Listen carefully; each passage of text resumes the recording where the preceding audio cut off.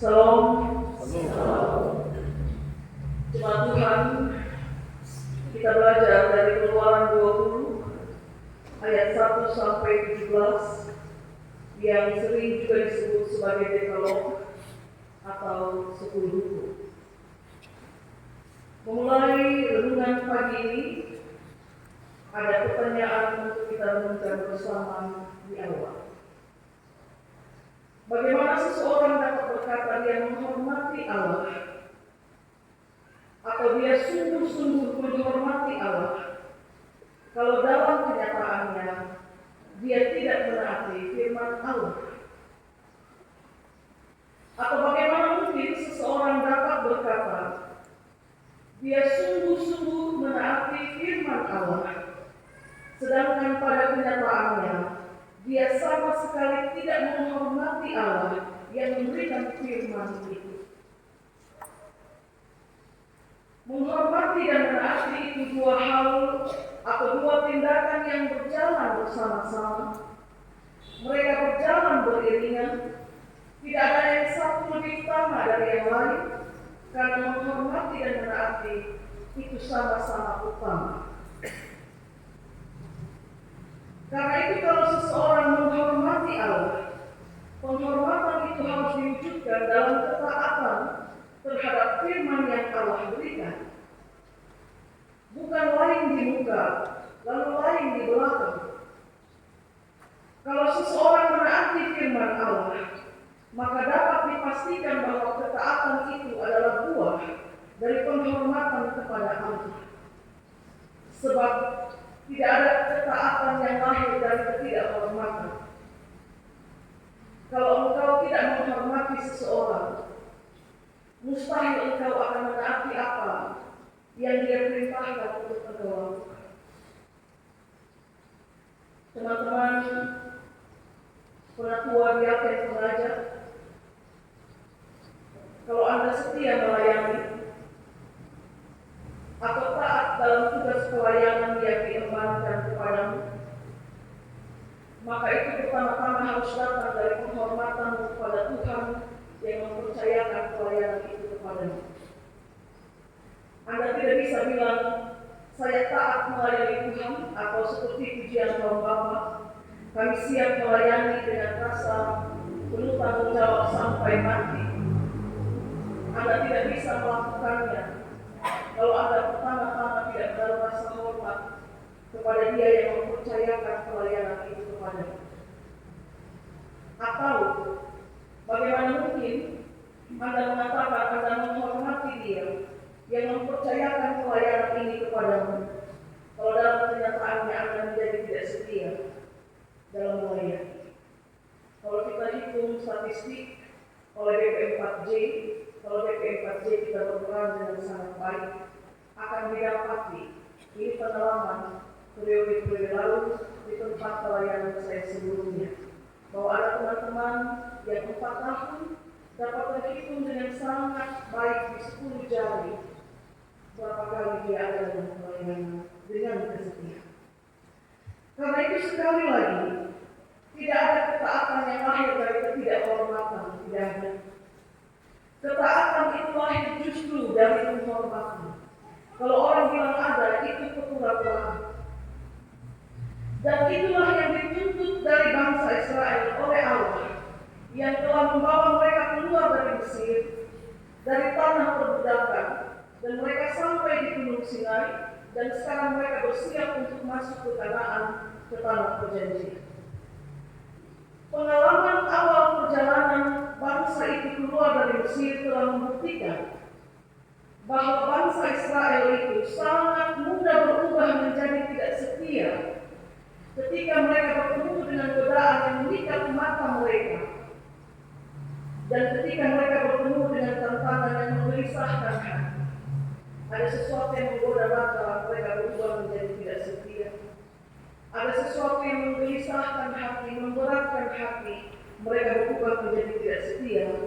Karena itu sebelum kaki mereka benar-benar menginjak tanah Kanaan, Allah berkehendak untuk menurunkan firman-Nya, perintahnya, untuk mengikat bangsa itu, supaya di negeri yang kaya susu dan madu itu, kehidupan mereka tidak tercemar pertama oleh praktek penyembahan orang Kanaan, dan yang kedua oleh gaya hidup keseharian orang Kanaan, karena memang Allah sembahan orang Kanaan itu bukan Allah sembahannya bangsa Israel. Mereka punya Allah yang berbeda. Saudara yang terkasih dalam Tuhan, Kanaan itu negeri yang indah. Ya, pada tempat yang pertama Anda perlu tahu bahwa waktu Allah hendak memberikan negeri itu kepada bangsa Israel, yaitu tanah perjanjian, tanah Kanaan itu bukan tanah kosong. Di situ sudah ada penduduk asli bangsa Kanaan. Jadi bukan satu negeri kosong dan kemudian Israel pergi dan bersiap untuk mendapatkan semua. Ada bagian yang Allah persiapkan untuk mereka, dan bagian itu berada di tengah-tengah kehidupan penduduk-penduduk Kanaan. Selain negeri yang indah, istilah yang diberikan kepada Kanaan itu negeri yang kaya susu dan madu. Istilah itu untuk memetaforakan bahwa itu negeri yang kaya, negeri yang subur, karena itu Kanaan juga kota perdagangan. Segala kelimpahan yang ada di Kanaan adalah kelimpahan dalam hal pertanian dan peternakan. Saudara, kalau dalam segala kelimpahan dan engkau tidak memiliki hati yang mampu untuk mengucap syukur dalam segala hal, dalam segala keadaan, maka engkau akan sangat mudah jatuh dalam sikap materialistik dan bahkan jatuh dalam dosa ini. Itu kalau engkau tidak punya hati yang bisa mengucap syukur dalam segala hal. Dan kalau hatimu, kalau engkau dililit sedemikian kuat oleh dosa mengingini, maka dapat dipastikan engkau akan menggunakan segala cara agar apa yang engkau ingini itu menjadi milik. Bisa dengan mencuri, bisa dengan membunuh, bahkan bisa dengan berzina. Pada hukum yang terakhir Allah bilang jangan mengingini milik sesamamu, istrinya atau suaminya. Ya, kalau engkau terlilit sedemikian kuat dalam keinginan untuk memiliki milik orang lain, engkau bisa jatuh dalam dosa berzina. Orang Kanaan tidak menyembah Allahnya orang Israel. Karena itu, kenapa demikian? Karena Allah orang Israel tidak berwujud seperti Allahnya orang Kanaan. Ya, saya ulang. Karena Allahnya orang Israel tidak berwujud, tidak berbentuk nyata di depan mata jasmani seperti Allahnya orang Kanaan. Orang Kanaan itu menyembah dewa-dewi buatan tangan mereka sendiri, lalu kemudian mereka sembah apa yang mereka buat, yang mereka panggil sebagai Baal. Baal itu artinya Tuhan. Satu patung besar mereka taruh dalam kuil dan mereka sembah di sana. Mereka punya dewa-dewi kesuburan, pertanian, dewi perang, dan lain sebagainya. Maka bisa temukan itu apa saja dewa-dewi orang. Karena itu melalui firman kepada bangsa Israel yang diturunkan Allah diberikan melalui Musa, Allah beri perintah supaya orang Israel itu tidak mengadakan. Jangan kamu mengadakan Allah lain di hadapanmu. Mengadakan. Kenapa perintah ini penting Bapak-Bapak? Dan dia menjadi yang pertama dari dekalog ini. Karena orang Kanaan sembah Baal. Mereka mengadakan satu Allah yang mereka buat untuk kemudian mereka sembah. Karena waktu itu ketika Allah beri dekalog ini, 10 hukum ini tempat yang pertama Allah bilang jangan kamu mengadakan Allah lain di hadapanmu. Melalui firman-Nya Allah bilang kepada orang Israel, jangan membuat bagimu patung yang menyerupai apapun yang ada di sini, jangan. Nah, kata apapun dalam perintah itu berarti tidak ada satu bentuk apapun di alam semesta ini yang dapat mewakili Allah. Atau dengan kata lain, Allah yang kita sembah itu, yang disembah oleh bangsa Israel itu, tidak bisa diwakili oleh satu rupa yang kemudian diwujudkan oleh manusia dalam satu bentuk patung untuk kemudian itu disembah. Tidak. Karena itu mereka dilarang untuk buat patung dan untuk menyembah patungnya orang Kanaan. Jadi ada 3 hal sebenarnya kami tidak buat patung. Tapi yang kedua, meski kau tidak buat patung, ada bilang jangan menyembah yang menyerupai apapun. Itu artinya kau tinggal di tengah-tengah Kanaan, kau tidak buat patung benar, tapi jangan kau sembah orang Kanaan punya patung. Pada tempat yang ketiga, kami tidak buat patung, kami juga tidak sembah patung orang Kanaan. Lalu Allah bilang, kalau kau tidak buat patung juga, kau tidak sembah orang Kanaan pun patung. Yang ketiga, jangan kau menyebut nama Tuhan Allahmu dengan sembarangan. Itu berarti bahwa tidak boleh ada sesuatu apapun yang kau lakukan dengan mendasari itu dengan nama Tuhan, tapi kenyataannya kau tidak melakukan tepat seperti apa yang Tuhan mau. Itu sama dengan kau menyebutkan nama Tuhan Allahmu dengan sembarangan. Jadi hal-hal itu ditempatkan Allah sebagai hukum yang pertama. Jadi Dekalog ada 10 hukum. 4 hukum pertama mengatur relasi manusia dengan Allah, dan 6 hukum yang lain itu mengatur relasi manusia dengan sesama. Jadi Yesus habis atur itu yang 4 pertama, lalu kemudian diikuti dengan hukum-hukum selanjutnya yang tertuang dalam 2 waktu itu. Karena itu Bapak Ibu Saudara-saudara yang terkasih dalam Tuhan, catatan penting melalui pemberian 10 hukum ini adalah kalau engkau menghormati Allah, maka engkau pasti akan taat pada apa yang Dia perintah. Saya ulangi, kalau engkau menghormati Allah, maka engkau pasti akan taat pada apa yang Dia perintahkan untuk engkau lakukan.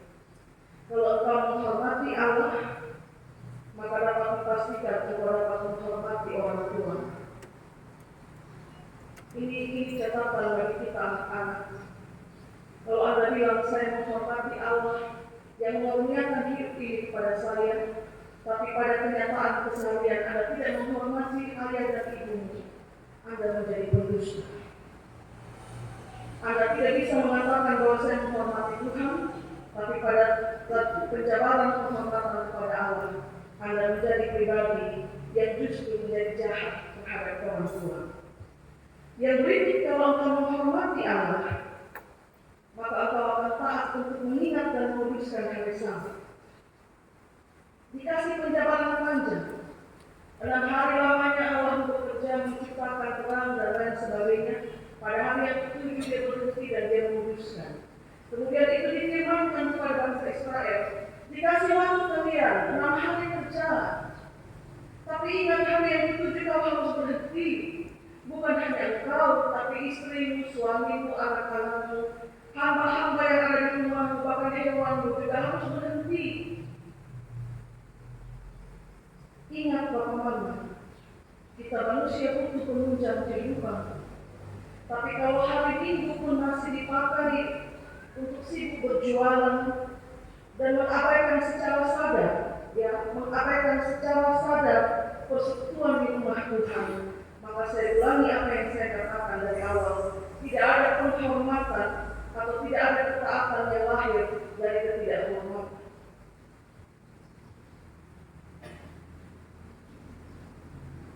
Kalau kita bilang kita menghormati Allah, saya menghormati Tuhan untuk segala kondisi apapun Tuhan. Saya dapat menjaminkan diri saya sendiri bahwa saya akan setia.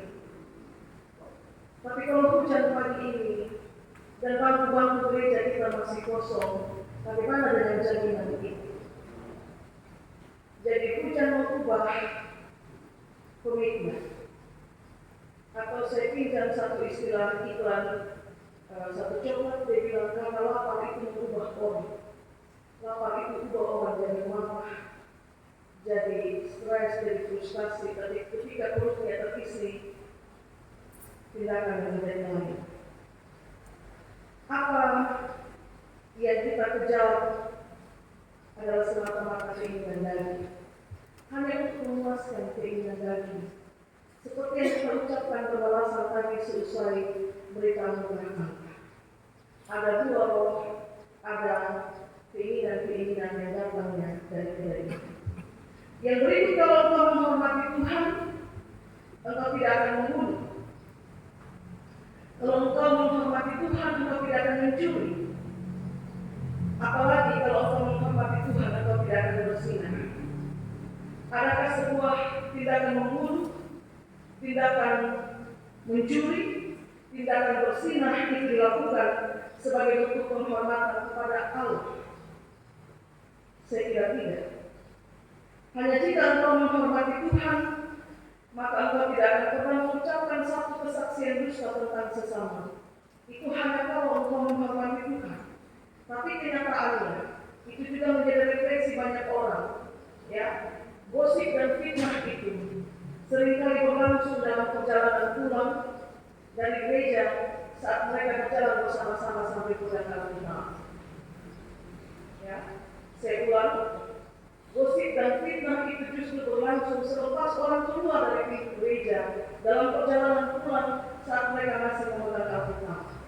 Lu lihat tadi orang tua di gereja, lu lihat tadi orang tua di gereja bersepatu.